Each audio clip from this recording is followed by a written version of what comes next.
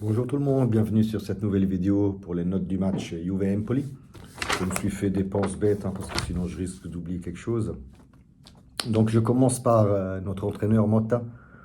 Dans l'ensemble, bonne gestion, les changements assez décisifs pour les troisième et quatrième buts. Par contre, voilà, la sortie de Dildiz va faire reculer l'équipe comme toujours de 20-30 mètres. Pour notre gardien, Di Gregorio.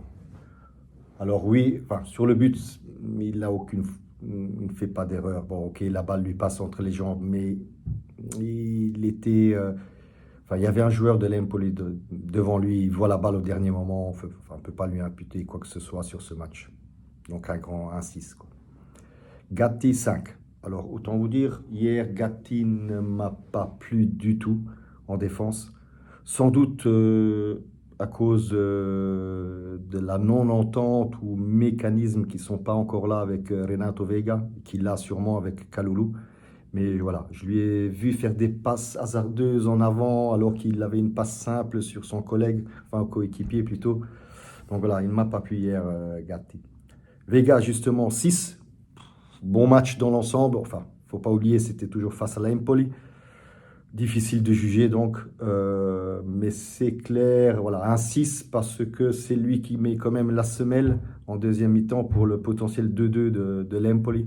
Donc rien que pour ça, il mérite un 6. Savona 6 aussi. Donc on sait qu'il a un petit problème musculaire, il a une pubalgie a priori. Mais bon, match assez solide face à Jazzy, qui est aussi aidé avec Nico Gonzalez qui l'a couvert aussi sur 2 ou 3 actions. Wea, idem, 6.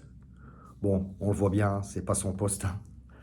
Que dire de plus Oui, 6 parce que c'est lui qui, suite à son tir manqué, on va dire ça comme ça, parce que c'est un tir manqué, la balle partait 4-5 mètres de l'autre côté.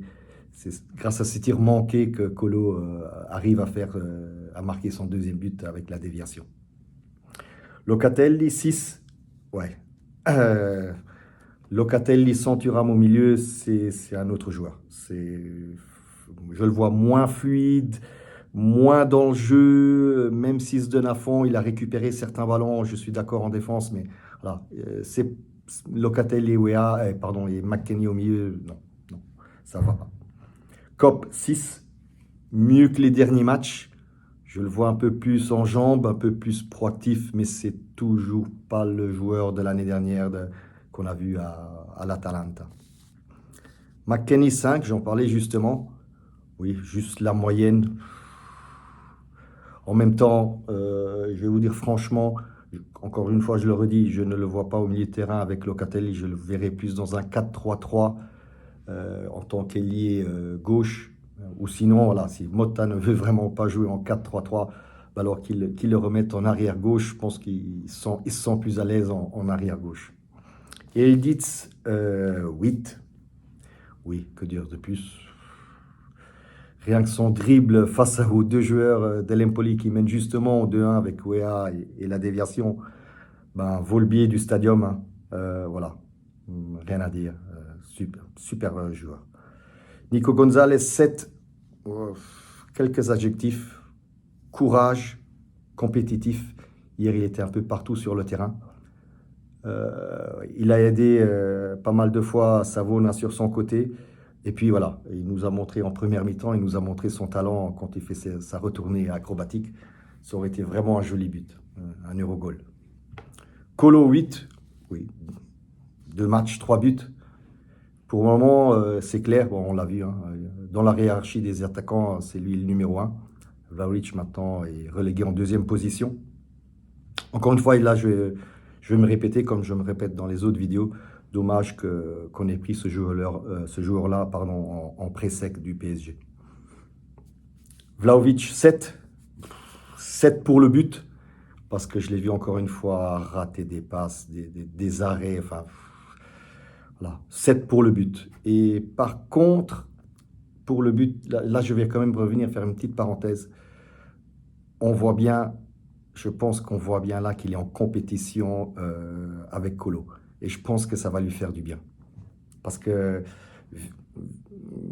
il y avait vraiment une rage de faire le but hier, quoi, de marquer. Puis il y avait qui encore? Ah oui, Conceição Thuram, au début, pardon, je ne voulais pas leur mettre une note, mais vu le quatrième but et comment cette action a été menée par ces deux joueurs-là, ben, je leur mets un 7 à tous les deux. Sinon, les dernières infos concernant le mercato, ben, vous savez que Lloyd Kelly est arrivé hier à Turin, il est passé au jet médical, mais je ne sais pas encore s'il a passé tous les tests. Et puis voilà, pour Cambiaso, voilà, il restera jusqu'en fin de saison, il ne partira pas à Manchester. Je ne sais pas quand est-ce qu'on le verra, tout simplement parce qu'il se fait soigner sa cheville, qui lui fait encore mal quand il joue. Voilà, ça c'était les dernières infos et les notes du match. N'oubliez pas, abonnez-vous, un petit like et un commentaire si vous voulez. Ciao tout le monde.